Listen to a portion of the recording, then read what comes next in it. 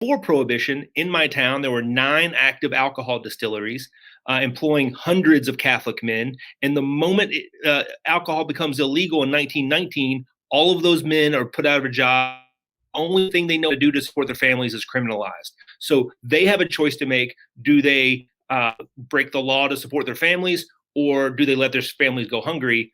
And as a community, this whole community decides to break the law together and to keep a culture of silence to prevent outsiders, federal investigators from prosecuting and persecuting the community by being really tight knit and keeping their mouth shut.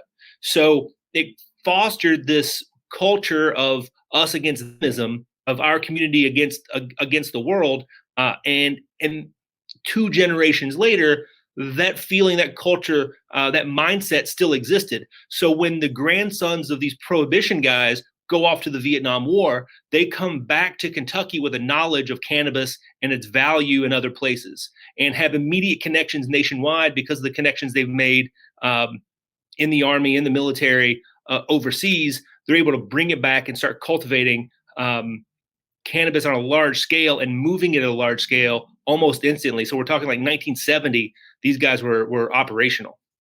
And we're talking 1970, when a lot of people, I can remember back in 70, 71, 72, where, there used to always be this big saying about Mexican weed. But the Mexican weed that we were probably getting up on the East Coast was probably Kentucky weed.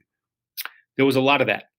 Before these Cornbread guys had established a name for themselves that Kentucky was a good place to grow cannabis, they were disguising the Kentucky grown weed as if it were grown in Mexico, Colombia, Panama, Jamaica, places where people were familiar with getting marijuana. They would lay it out on the ground and spray it with lemon juice to make it to change its color so they could say it was from a different place.